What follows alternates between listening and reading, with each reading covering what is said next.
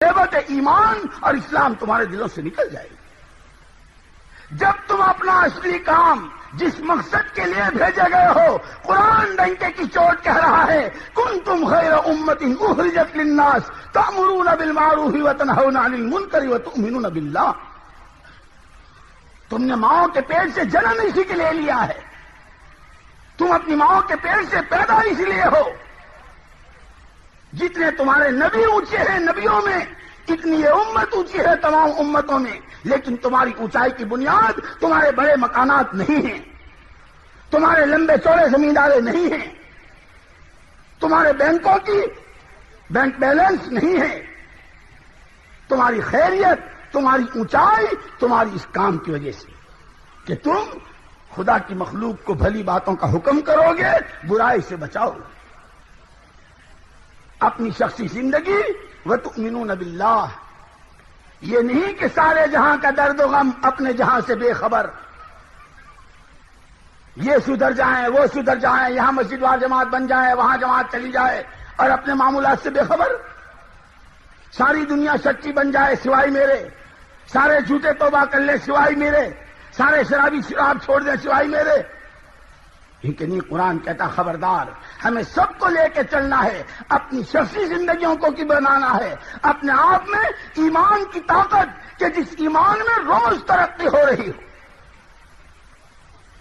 جس ایمان کی بنیاد کہ زمین سے لے کے آسمان تک، مشرق سے لے کے مغرب تک، شمال سے لے کے جنوب تک، ذرے سے لے کے پہاڑ تک، چوٹی سے لے کے جبریل تک، قطرے سے لے کے پھاٹے مارتے سمندر تک، اور کوڑی سے لے کے کروڑوں تک، اور سوئی سے لے کے ایٹم بم ہائیڈروجن بم تک، لا الہ کوئی کچھ نہیں الا اللہ، ایک اکیلی ذات اللہ کی۔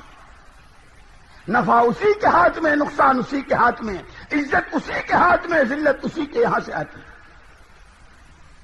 اس ایمان میں روز ترقی ہو رہی ہو، ہر غیر کا یقین دل سے نکل رہا ہو، ایک اکیلی ذات اللہ کی، اس کا یقین اندر میں روز بڑھ رہا ہو۔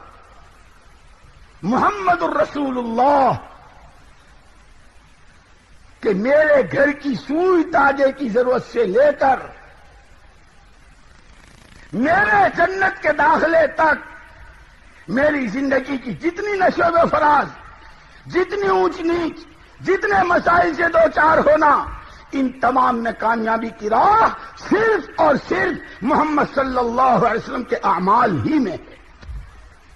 اگر میرے پاس کھانے کو لقمہ نہیں ہے، تن ڈھانکنے کو چترا نہیں ہے، سر چھپانے کو جھونپڑا نہیں ہے، کوئی مجھے ادھار نمک دینے کو تیار نہیں ہے، لیکن اگر میرے پاس محمد صلی اللہ علیہ وسلم والے اعمال ہیں، خدا مجھے دنیا میں بھی اور خدا مجھے آخرت میں بھی کامیاب کریں گے، یہ یقین اندر میں ہو، اور اس یقین میں روز اضافہ ہو رہا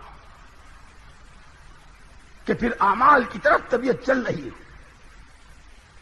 یہ جو اعمال سے طبیعتیں گھبرا رہی ہے، تعلیم سے طبیعت گھبرا رہی ہے، گز سے طبیعت گھبرا رہی ہے، تسبیح پڑھنے سے طبیعت گھبرا رہی ہے، اللہ کے راستے میں نکلنے سے طبیعت گھبرا رہی ہے، سود چھوڑنے سے طبیعت گھبرا رہی ہے، یہ اس لیے ہے کہ ابھی ہمیں اعمال کا چسکا لگا نہیں ہے۔ جب چسکا لگ جاتا ہے اس راستے کا، وہ مامون رشید کا بیٹا ابراہیم جسے چسکا لگا تھا، وہ شاہی کھاٹوں کے ساتھ رہنے والا، ایک دن اپنے بالا خانہ میں بیٹھا ہوا دریا کا منظر دیکھ رہا ہے، سامنے دریا بہ رہی ہے، ٹھنڈی پھینی ہوائیں چل رہی ہے۔ عجیب منظر دیکھا کہ ایک آدمی آیا وہاں، اس کے ہاتھ میں ایک تھیلا سا ہے، اس نے تھیلے میں سے کٹورا نکالا، دریا کی طرف بڑھا، اس کٹورے میں پانی لایا اور اپنی جگہ آ کے بیٹھ گیا۔ پھر اس تھیلے میں سے ایک کپڑا سا نکالا، انگوچھا سا،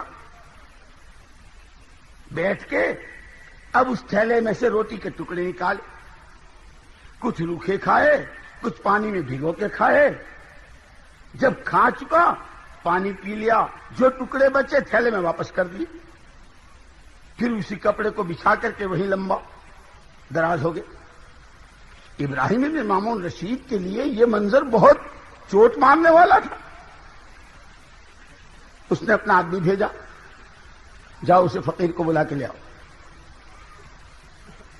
لیکن وہ فقیر بھی ایسا ہی تھا. اس نے یوں کہا کہ یہ میرے قیلولہ کا وقت ہے، میں لیتا ہوں. میرے آقا حضرت محمد صلی اللہ علیہ وسلم کی سنت ہے، اس وقت میں آرام کروں گا سنت کی نیت سے. اور یقین میرا یہ ہے کہ نبی کے طریقے پر زمین و آسمان سے زیادہ نبی کے طریقے کی قیمت ہے. اب وہ تو شہزادہ تھا. آدمی نے آ کے خبر دی کہ جی وہ تو یوں کہہ رہے. ارے جاؤ ہمارا نام لو، ہمارا تعارف کراؤ. کہتے نا لوگ، انہوں نے پہچانا نہیں ہوگا، تم نے ہمارا نام نہیں لیا ہوگا. جی ہاں، آپ گو کے پیلے، آپ کا نام نہیں لیا ہوگا. اس نے آ کے کہا کہ وہ مامون رشید کے بیٹے ہیں ابراہیم شہزادے، وہ آپ کو بلا رہے ہیں. کیونکہ جا کے کہہ دو کہ صاحبزادے بلاویں یا ابا جان بلاویں. نبی کے طریقے پر کسی کی آواز کو، نبی کی آواز پر کسی کی آواز کو ترجیح نہیں دے سکتا. اب تنگایت بجنگایت، جب ایسے لوگوں کی انسلٹ ہونے لگے، ہم کو پہچانا ہی نہیں، ہماری کوئی حیثیت ہی نہیں، ہم اتنے بڑے باپ کے اور اتنے پتلے منہ کے. ابراہیم کو آیا غصہ، آدمی بھیجے. کیا؟ اب اس سے کچھ مت کہو، اٹھا کے لے آؤ. فقیر کا بچہ ہماری رعایا میں، ہماری نہیں سنتا. اٹھا کے لے آیا. بیچارہ غریب تھا، کمزور تھا. آیا ابراہیم ابن مامون رشید کے سامنے کھڑا ہو گیا. جی حضور، کون ہو؟ کہاں رہتے ہو؟ کیا کرتے ہو؟ یہ کیسے کھانا کھایا؟ وہ ٹکڑے کیوں واپس کیے؟ بڑوں کے یہاں سوالات کی بھرمار بہت ہوتی، جسے کچھ کرنا دھرنا نہیں ہوتا نا. من صاحب ایک بات پوچھ لوں؟ من صاحب ایک ارے کیا بات پوچھتا ہے؟ کہتے کہتے تھک گئے اور سارے، کہتے کہتے تھک گئے اور سارے قبروں میں چلے گئے. ہفتے کی 2 گشتیں کر، مہینے کے 3 دن دے، روزانہ تعلیم میں بیٹھ، گھر میں تعلیم کر، صبح شام کی تلاوت کر، صبح شام کی تسبیحات پڑھ، روزانہ قرآن پڑھ. کیا پوچھے گا تو مسجد وار جماعت کو 2.5 گھنٹے میں کیا کریں اور گشت کیسے کریں اور تعلیم کتنی دیر کریں؟ تو ہی نہ چاہے تو بہانے ہزار ہیں. یہ تو سب نہ کرنے کی باتیں ہیں. کتنا کھول کھول کر کام کی ضرورت کو، کام کی اہمیت کو، کام کے فوائد کو، عالمی پیمانے پر اس کی افادیت کو، اس کے نتائج کو دنیا اپنی آنکھوں سے دیکھ رہی ہے. اس کو تو یہ کام کرنا کیا فرض عین ہے اور کیا واجب ہے یا فرض کفایہ ہے، سنت موقدہ ہے، سنت غیر موقدہ؟ کرنا نہیں ہے، یوں کہو نا سیدھے سیدھے. وہ مامون رشید کے بیٹے نے، ابراہیم نے سوالوں کی بھرمار کر دی. کون ہو؟ اللہ کا بندہ. کہاں رہتے ہو؟ اس کی زمین پر. کیا کرتے ہو؟ مزدوری کی تلاش میں نکلتا ہوں. یہ کیا کیا؟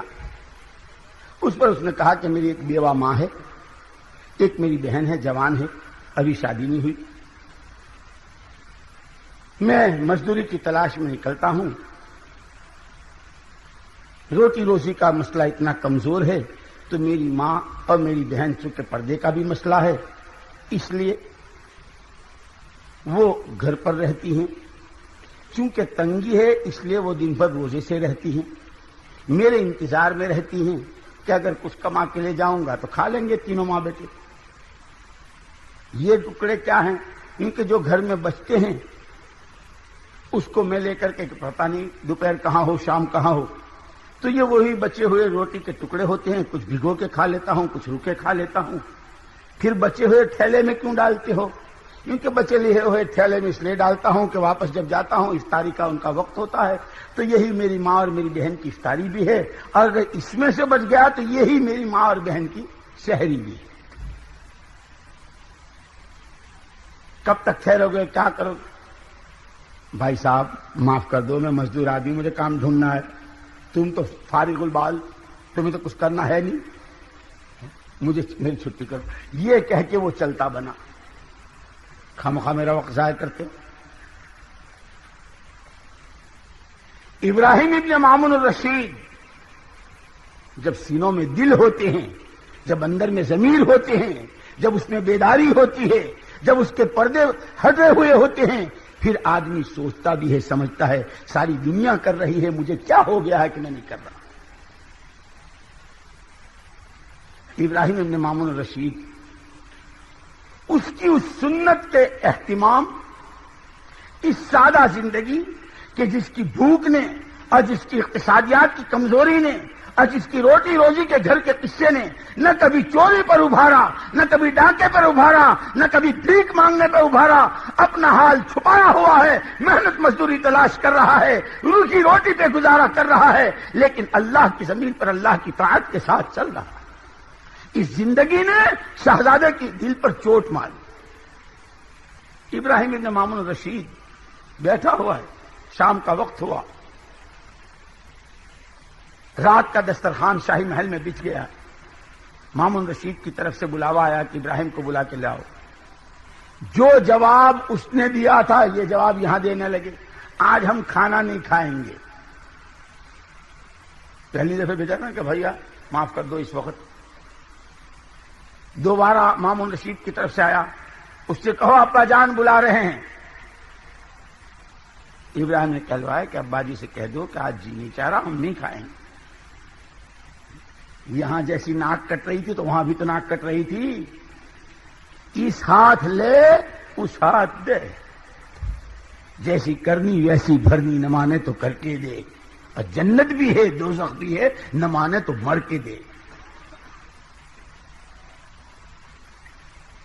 جو جواب فقیر نے دیے تھے اور اس نے جو رخ اختیار کیا تھا، اس اللہ کے بندے کے ساتھ وہ رخ شام ہوتے ہی اس کے ساتھ ابھی رات نہیں گزری ہے۔ کبھی کبھی بدعملیوں پر خدا کی طرف سے پکڑ، اس ہاتھ لے اس ہاتھ دے۔ تیسری مرتبہ مامون رشید نے کہہ دو اسے، نہیں آتا ہے اٹھا کے لے آؤ۔ جب ہم کہہ رہے ہیں، آج خلیفہ کے آدمی آئے، ابراہیم کو اٹھا کے اسی طرح لے گئے جس طرح اس کو اٹھا کے منگوایا تھا۔ اسی لیے یاد رکھنا، پنداشت ستم گھر کے جفا برمن کر، برو بیمان برما بے گزر۔ تلخی خوشی و زشت زیبا چوں باد صبا بصحرا بے گزشت۔ تلخی خوشی و زشت زیبا چوں باد صبا بصحرا بے گزشت۔ پنداشت ستم گھر کے جفا برمن کر، برو بیمان برما بے گزشت۔